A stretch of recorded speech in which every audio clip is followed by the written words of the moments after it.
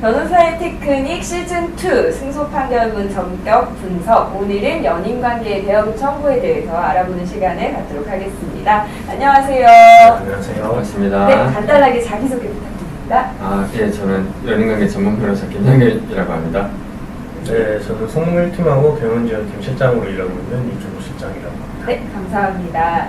오늘 좀 우리가 흔하기도 하지만 사실 좀 어려운 주제를 가지고 왔어요. 김상현 변호사님께서 좀 더 소개를 해주시기도 했지만 일반적으로 대여금 청구랑 연인관계에서 대여금 청구는 사실 좀 다른 각도에서 접근을 많이 다르죠. 그렇죠, 해야 되는 것 같습니다. 먼저 이준호 대표님께서 사연 소개해 주시죠. 근데 이거 저희가 이거라기보다는 이 사연은 저희가 실제로 진행했던 사건이거든요. 남성분하고 여성분이 이제 교제를 좀 한 2년 정도 하셨는데 그때 이제 남자분께서 조금 이렇게 금전적으로 많이 도움을 요청을 하셨었는데 콩깍지라고 하죠. 그런 거랑 이제 사랑하는 마음으로 여성분들 이렇게 대여금 명목으로 이렇게 많이 빌려줬었어요. 그래서 심지어 의류비나 식대 그리고 뭐 생활비 같은 것도 여러 가지 이렇게 많이 자주 빌려줬었고요. 그렇게 이제 빌려준 돈이 한 5천만 원 정도 됐는데 그런 상황에서 이제 남자 쪽에서 이별을 통보를 한 거죠. 그래서 그런 경우는 어떻게 해야 되는지 좀 도움을 요청을 하셨고 그래서 저희 좀 찾아주게 되신 거죠.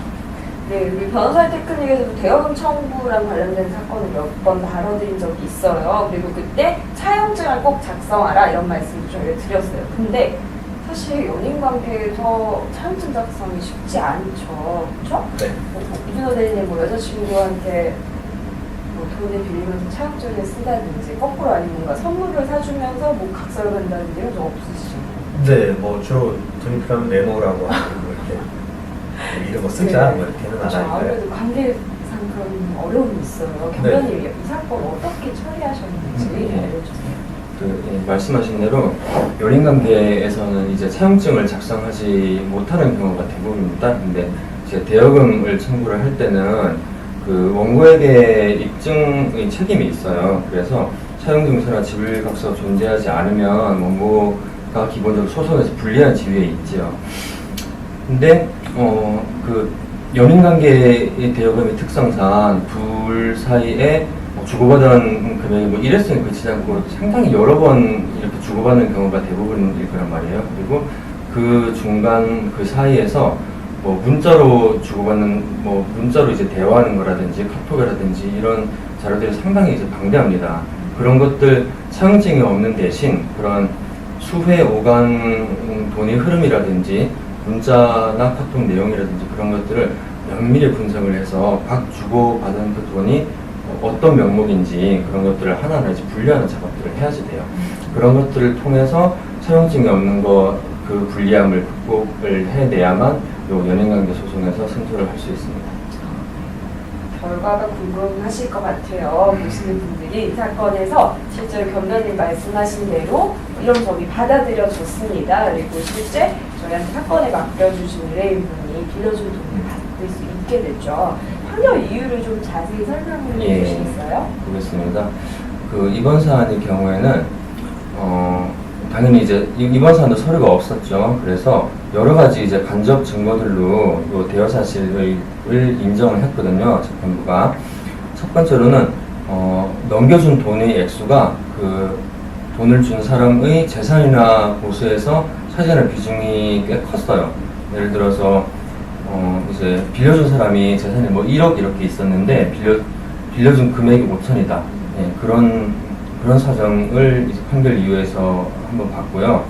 두 번째로는 본인도 빌려준 사람도 자금이 부족한 상황에서 상대방이 요청을 할 때 그때 수동적으로 응해서 이제 돈을 빌려줬다라는 사실 이것도 인정이 됐고요. 세 번째로는 돈을 빌린 사람이 연인관계에서 공동으로 뭐 데이트 비용으로 쓴다든지 그런 식으로 공동생활에 필요한 돈을 쓰지 않고 그것과 무관하게 순수히 자신의 개인적인 용도로 돈을 썼다라는 사실 이런 것들이 여러 가지 복합적으로 작용이 되어서 대여 사실이 인정이 되었습니다.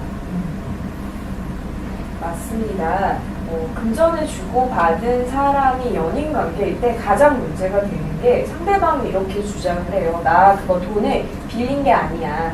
이 사람이 나한테 증여한 거야. 그러니까 나는 이 사람이 주고 싶어서 나한테 준 건데 이제 와서 왜 이걸 돌려달라고 말해? 라고 하거든요. 근데 대여와 증여의 가장 큰 차이는 실제로 이걸 다시 돌려주기로 바나나미로 약속을 했는지 문제인데 그 약속을 입증하는 게 쉽지가 않아요. 그래서 아까 견변님이 처음에 얘기해 주신 대로 뭐 카톡이라든지 녹음 파일이라든지 뭐 주고받은 편지나 이런 것들을 여러 가지 자료를 통해서 저희가 이 사안의 승소를 결국 이끌었던 것 같습니다.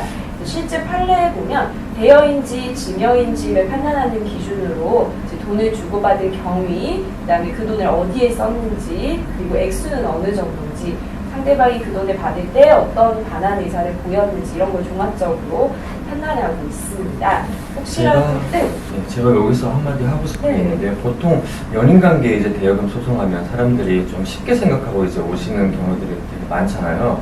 근데 실제로 해보면 저희가 그렇지 않잖아요. 이게 수십 배, 수백 회의 금전관계들 중에서 하나하나 분설해서 요 금액은 대여로 인정하고 요 금액은 대여로 인정하지 않고 그런 식의 작업을 거치기 때문에 보통 소송보다 절대로 쉽다라고 생각을 하지 않으셨으면 좋겠습니다. 네, 하지만 저희를 만나면 또 좋은 결론을 이끌 수 있다는 거 그래도 희망을 가지고 본질적으로 궁금한 거 언제든 상담하시면 좋을 것 같습니다. 이쪽 상단에 저희 전화번호가 나가고 있습니다. 이쪽으로 연락을 주시면 언제든지 친절하게 상담을 드리도록 하겠습니다. 우리는 한 주 동안 또 건강한 모습으로 지내시면 다음 주에 뵙도록 하겠습니다. 수고하셨습니다. 감사합니다. 수고하셨습니다.